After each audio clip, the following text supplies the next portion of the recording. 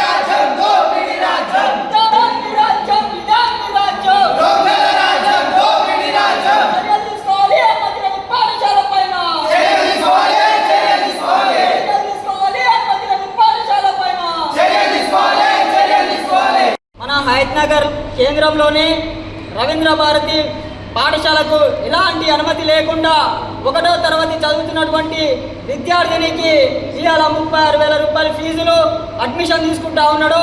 అదేవిధంగా పాఠ్య పుస్తకాల పేరుతోటి ఇవాళ 5,000 రూపాయలు వసూలు చేస్తూ ఉన్నాడు. ఇవాళ హయత్ నగర్ కేంద్రంలోని అనేక ప్రాంతాల్లో కూడా ఇలా పాఠ్య పుస్తకాలు అమ్ముతా ఉన్నారు.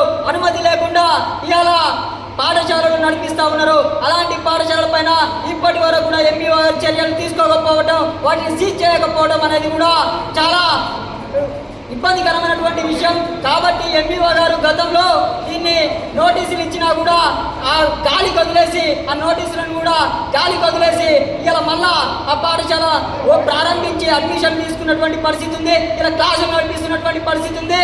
గత 3 గంటల నుంచి ఎంఈఓ గారికి ఫోన్లు కొట్టి ఎంత చెప్పినా కూడా ఇప్పటి వరకు స్పందించకపోవడం, రాకపోవడం అనేది కూడా సిగ్గుచేటుగా ఇలా భారత విద్యార్థి ఫెడరేషన్ ఎస్ఎఫ్ఐగా మేము కోరుతా ఉన్నాం. కాబట్టి అనుమతి లేని పాఠశాలలు ఈ హయత్ నగర్ కేంద్రంలోని అబ్దుల్లాపూర్ మెట్టు మండల కేంద్రంలోని ఎన్నైతే ఉన్నాయో అవన్నిటిని కూడా సీజ్ చేయాలి. ఇలా విచ్చలవిడిగా ఫీజులు వసూలు చేస్తున్నటువంటి ప్రైవేట్ కార్పొరేట్ల పైన ఇలా చర్యలు తీసుకోవాలని చెప్పేసి కూడా ఎంఈఓ గారిని సందర్భంగా డిమాండ్ చేస్తా ఉన్నాం.